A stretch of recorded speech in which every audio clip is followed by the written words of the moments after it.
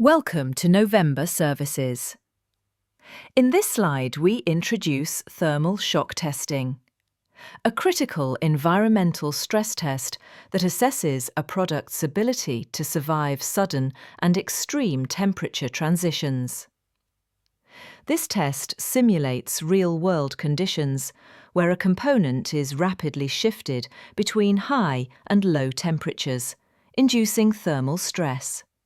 It's especially useful for identifying failures such as cracking, warping, or seal breakdowns, which may not show up in normal thermal cycle tests.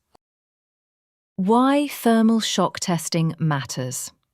Thermal shock testing plays a vital role in ensuring product reliability in harsh or rapidly changing environments. It verifies whether a product can survive under sudden environmental transitions, such as moving from indoor to outdoor conditions, or repeated temperature cycling during shipping, storage, or use. It's especially important for critical applications in aerospace, military, automotive, and electronics, where failure is not an option.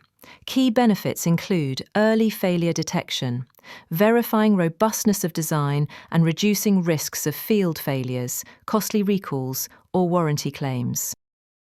How thermal shock test is performed. The thermal shock process begins by placing the DUT, or device under test, in a cold chamber, for example at -40 degrees Celsius. After a set dwell time, the DUT is rapidly moved, usually within 10 seconds, to a hot chamber, such as +150 degrees Celsius. This hot-cold transition is repeated for 100 to over 1,000 cycles, depending on the applicable standard and product requirements.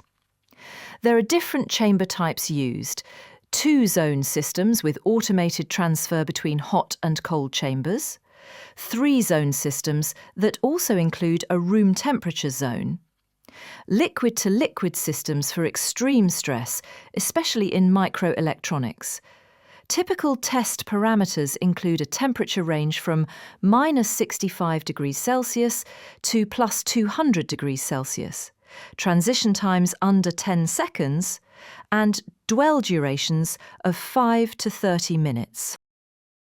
This slide highlights industries where thermal shock testing is essential.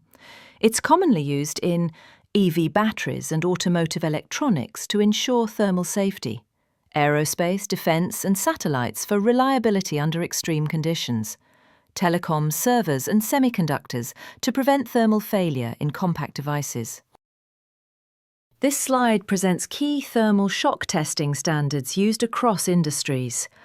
IEC 6068-214 covers general electronics. AIS 156 ensures EV battery safety in India.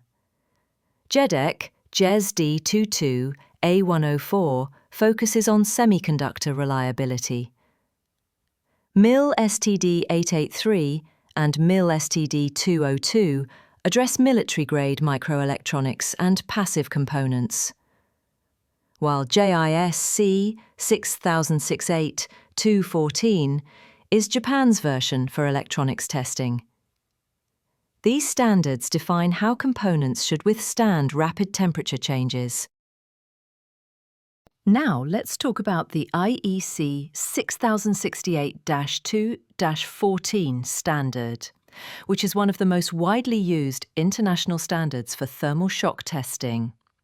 This standard is commonly applied for evaluating electronic, automotive, and industrial components, checking their ability to survive rapid and extreme temperature changes. As you can see in the top right image, the test uses a two-zone or three-zone thermal shock chamber. The device under test is quickly moved from one temperature zone to another, typically from around -55 degrees Celsius to +125 degrees Celsius, although this can vary based on the product. The transfer time between chambers is critical. It must be less than 10 seconds, and the dwell time in each zone usually ranges from 10 to 30 minutes. The cycle is repeated between 5 to 1,000 plus times, depending on the customer or standard requirement. Looking at the bottom right graph, you can see a typical thermal shock profile. It includes the hold times, transfer times, and how cycles are structured over time. To pass IEC 60068-2-14, products must show no visible damage and retain full electrical and mechanical functionality. It's commonly used for qualifying automotive electronics, industrial systems, and aerospace components. This standard ensures reliability under extreme and rapid temperature fluctuations. Now let's talk about AIS 156, Annexure 8, which is an Indian standard for certifying EV batteries under CMVR. This thermal abuse test checks how well batteries handle rapid temperature changes. The procedure involves soaking the battery at plus 80 degrees Celsius for 2 hours, immediately transferring it to minus 40 degrees Celsius for 2 hours. Repeating this cycle 5 times.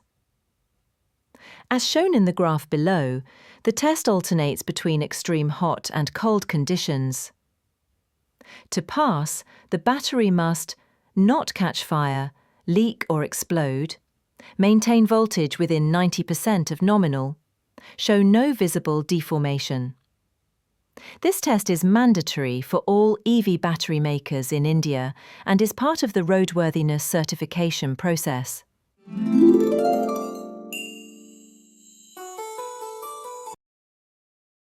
Now let's look at JEDEC JESD 22A104, a key standard used for evaluating the thermal reliability of semiconductors, ICs, and PCBs. This JEDEC standard defines 3 test methods. Method A for air-to-air thermal transfer, Method B for non-operating thermal shock, and Method C for powered thermal cycling. The test typically ranges from minus 65 degrees to plus 150 degrees, with transfer times under 10 seconds and dwell times of 5 to 10 minutes per zone. Cycle counts can go up to 1,000 or more, depending on the device's criticality. As shown in the bottom graph, the test profile captures soak times, ramp rates, and cycle durations across temperature extremes. Main failures include die cracks, delamination, solder fatigue, and electrical issues. Used for validating ICs, SoCs, server boards, and memory under thermal stress. Now let's look at MIL STD 883 Method 1010, a standard used to qualify military-grade microelectronic devices under extreme thermal shock conditions. It evaluates the mechanical integrity and survivability of components by exposing them to rapid temperature shifts, typically between minus 65 degrees Celsius to plus 200 degrees Celsius. Devices undergo 100 to 500 thermal cycles, with transfer times under 10 seconds. Chambers used may be air-to-air or liquid-to-liquid, depending on device sensitivity. Key failure modes include hermeticity breaches, seal leakage, and metallization issues. This method is widely applied in radar systems, aerospace, guidance electronics, and UAVs, where high reliability is critical. Next is MIL STD 202 Method 107, which is a thermal shock test designed for passive components like resistors, capacitors, and inductors. This test subjects components to temperature extremes, typically from minus 65 degrees Celsius to plus 125 degrees Celsius, over 5 to 25 cycles. Each cycle includes 15 to 20 minutes of soak time in each chamber, with transfer times under 10 seconds.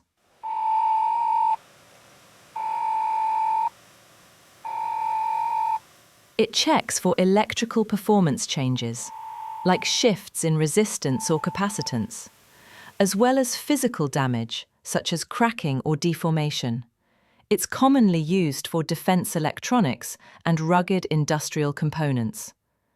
One key difference from MIL STD 883 Method 1010 is that this test targets passive components, while MIL STD 883 is meant for military-grade microelectronics, including ICs, and uses more aggressive thermal ranges and higher cycle counts to evaluate survivability. Now let's look at the JIS C6068-2-14, which is Japan's adaptation of the IEC thermal shock standard.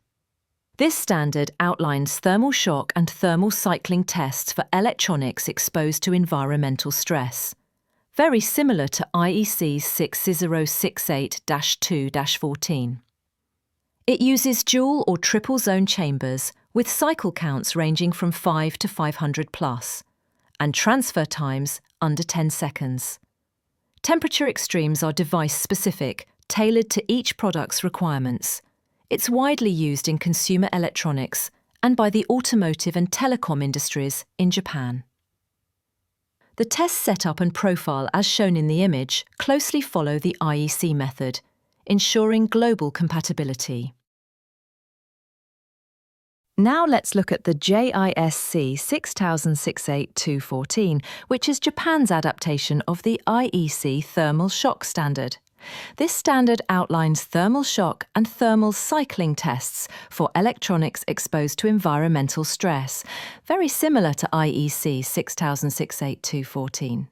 It uses dual or triple zone chambers with cycle counts ranging from 5 to 500 plus and transfer times under 10 seconds.